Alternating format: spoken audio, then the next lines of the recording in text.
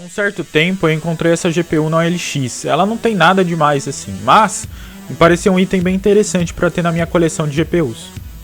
Essa é uma GeForce 9800 GTX Plus da Sparkle. A Sparkle Computer é uma empresa de Taiwan fundada em 1982. Tem uma história bem antiga na área de hardware. Ela começou como uma empresa que produzia hardware para computadores como placas de vídeo, placa de som, placa de expansão USB, qualquer placa de expansão, qualquer hardware ela produzia. Mas em 2000 ela se torna parceira da Nvidia e começa a produzir versões de baixo custo das GPUs da Nvidia, como por exemplo a GeForce FX 5600 XT AGP. Ela também produziu placas da linha GeForce MX, mas todas elas voltadas a baixo custo, placas de baixo custo monetário e de baixo consumo, né? Baixo custo de consumo de energia, tá? Mas ela também foi uma das poucas fabricantes a produzir versões únicas das GeForce 8 e GeForce 9 com conexão PCI, não PCIe, PCI. E placas com conexão PCI dessas gerações, GeForce 8 e GeForce 9, são bem raras de encontrar, sempre foram. Depois de 2013, a Sparkle se afasta da fabricação de GPUs de baixo custo da Nvidia, para com essa parceria, e aí ela explora por um tempo os outros mercados. 10 anos depois, agora em 2023, ela volta para o mercado de GPUs, só que com a Intel, nas GPUs Arc da Intel. Isso é bem interessante. Qualquer hora vou adquirir uma GPU Intel Arc, por mais que seja mais nova, para explorar isso. Em específico, essa daqui é um exemplar bem curioso. Como eu disse, a Sparkle sempre produziu placas de baixo perfil e baixo custo da linha GeForce 9 e GeForce 8. Ela produziu bastante GeForce 9400, 9500, 9600, que eram as versões de baixo custo, com clock menor, menos memória e baixo consumo de energia. Mas esse exemplar é direto uma 9800 GTX Plus, que seria a versão high-end da GeForce 9. Para quem não conhece a série GTX da 9800, ela foi uma placa de vídeo com maior desempenho em 2008. E logo no início de 2009, as fabricantes lançavam a 9800 GTX Plus, que era uma revisão mais nova da GPU G92 da Nvidia, produzida em uma litografia menor com um clock superior. A VRM das 9800 GTX Plus contava com 4 fases para alimentação da GPU e 2 fases para alimentação das memórias, e 4 canais de memória GDDR3. Ela tinha um consumo especificado de 140 watts, mas era comum ser mais por volta de uns 180 watts quando ela estava operando em 100% com todos os recursos. Em alguns setups SLI, era até necessário usar uma segunda fonte de alimentação para poder alimentar mais de uma 9800 GTX. No seu lançamento, ela foi a série de GPU mais rápida disponível no mercado, ali em 2008 e no começo de 2009. E ficou bem conhecida por fazer parte da maioria das builds de SLI na época. Bom, se a gente comparar uma 9800 GTX Plus aqui da EVGA de 2009 com essa 9800 GTX Plus da Sparkle, a gente vê uma boa diferença de tamanho. Dá para ver que a da EVGA ela é bem maior, a PCB é bem maior. A primeira diferença que eu observo na PCB da 9800 GTX é na alimentação.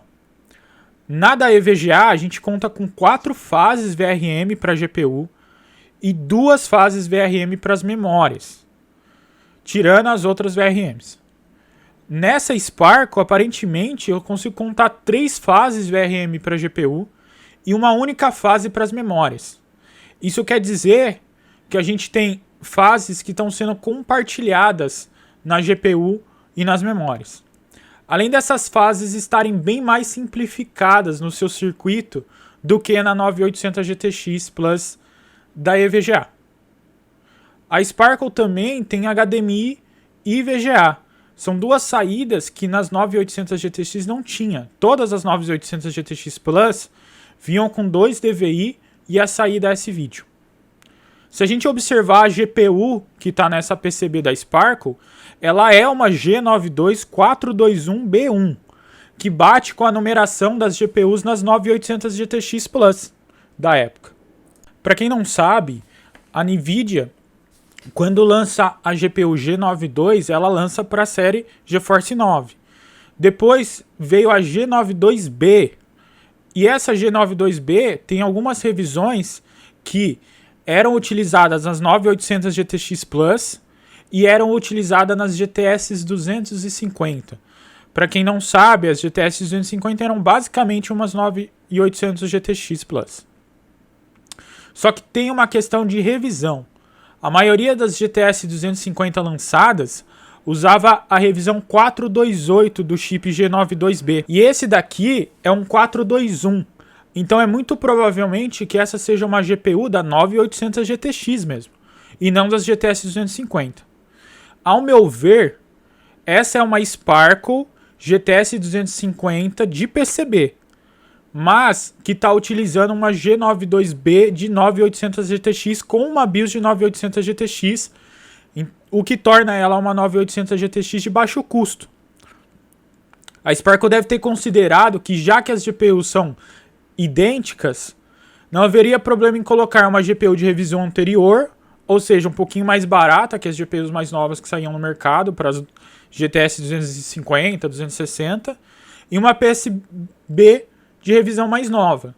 Essa é uma solução que a gente vê até hoje, principalmente nessas placas famosas aí da China. As famosas RX 580 que a gente compra na China hoje, elas seguem esse conceito. Uma GPU mais antiga, às vezes usada, montada em uma PCB mais nova, com VRMs e componentes mais eficientes. De qualquer forma, isso não torna essa Sparkle uma verdadeira 9800 GTX Plus. Ela é mais uma GTS 250 que está configurada como uma 9800 GTX Plus.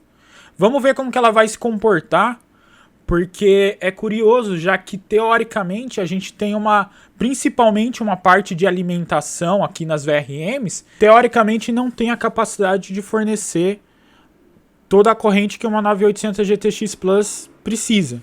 Bom, então aí eu limpei a GPU, coloquei uma boa pasta térmica para dar uma chance para esse cooler bem menor, que é outro fato, o cooler dessa Sparkle aqui é bem inferior ao cooler que vinha nas 9800 GTX Plus.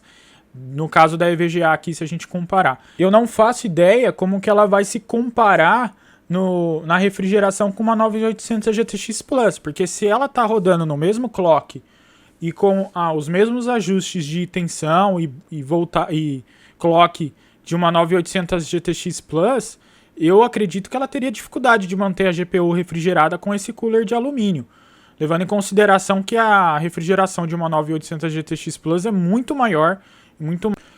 Nos meus testes eu tive um problema interessante. O 3D Mark 11 crashava com erros relacionados ao DirectX 11. Apesar dessa GPU ser uma G92 e teoricamente ser compatível com o DirectX 11, isso não era exatamente verdade. O hardware não tinha todas as funções para o DirectX 11. Então o driver também não implementava esse suporte. Ela teoricamente teria o suporte, mas até onde eu me lembro, todas as 9800 GTX e as GTS 250 também só rodavam com a versão do DirectX 10. Na questão da performance, essa GPU roda nos mesmos clocks de uma 9800 GTX Plus da EVGA, por exemplo. E o desempenho aparentemente é o mesmo. Mas todos os benchmarks que eu utilizei não me pareceram usar 100% da GPU o tempo todo. Além disso, eu não rodei os benchmarks por muito tempo para avaliar se a gente teria problema de sobreaquecimento dessa GPU. Durante os benchmarks que eu fiz, ela rodou sem nenhum problema e manteve a temperatura dentro do aceitável para esse cooler que veio nela. De qualquer forma, ela é uma 9800 GTX Plus com format factor de uma GTS 250. Todos os benchmarks se comportaram como esperado e tiveram o desempenho esperado para uma 9800 GTX Plus. E ela realmente se comporta como uma 9800 GTX Plus. Eu não rodei nenhum jogo como Crysis ou Need for Speed para testar como que ela se comportaria nos jogos. Eu acredito que ela teria o mesmo desempenho de uma 9800 GTX. A questão é, Pode ser que essa BIOS, e isso eu não observei, eu teria que fazer um datalog disso, mas pode ser que essa BIOS ela esteja configurada para tentar manter o clock da GPU o mais baixo possível. Apesar de nos benchmarks ela tá mostrando para mim que ela tá trabalhando no mesmo clock que uma 9800 GTX Plus, que já é superior a uma 9800 GTX, que é superior ao clock geralmente de uma 9800 GT. Mas eu não fiz o datalog para determinar se esse clock é mantido sempre alto, igual é nas 9800 GTX Plus, ou se a BIOS abaixa esse clock dependendo da carga de trabalho, se o driver ajusta esse clock e se ela está tentando trabalhar como se fosse no modo mais de economia de energia para não forçar as VRMs, porque eu não acredito que essas VRMs consigam entregar tudo que teoricamente essa GPU precisa e não sobreaquecer a GPU. Eu não consegui fazer essa avaliação. Talvez mais para frente eu faça essa avaliação. De qualquer forma, esse é um exemplar bem interessante para manter aqui na coleção e eu não vou acabar usando ela, eu só vou manter ela para ter uma GPU Sparkle, porque GPU Sparkles, elas não são tão comuns de você ver hoje em dia no mercado. Ela é uma empresa que aqui no Brasil ela vendeu bastante placa de vídeo lá nos anos 90, depois com as FX e depois com essa série 8000, série 9000, ela teve algumas de baixo custo. E como são GPUs de baixo custo, elas não tem nada de demais. Eu só peguei essa coleção por ela ser uma 9800 GTX Plus da Sparkle, que é uma placa que você procurando na internet você nem acha para falar sobre dela. Mas então eu achei interessante adquirir ela para minha coleção. Mas é isso daí, eu espero que vocês tenham gostado desse vídeo, é um vídeo bem curto, mas para colocar um conteúdo no canal e para falar um pouco dessa placa de vídeo desse fabricante, que é um fabricante que é meio underground aí, que existe até hoje, é um fabricante antigo, que está no mercado de hardware até hoje, né? É um bom tempo aí no mercado de hardware e que fabricou esses modelinhos bem peculiares aí, que não eram tão comuns aí no mercado. Mas é isso aí, espero que vocês tenham gostado do vídeo. Não esqueçam de deixar o comentário aí, se inscrever, ativar o sininho e compartilhar o vídeo aí para outras pessoas poderem assistir.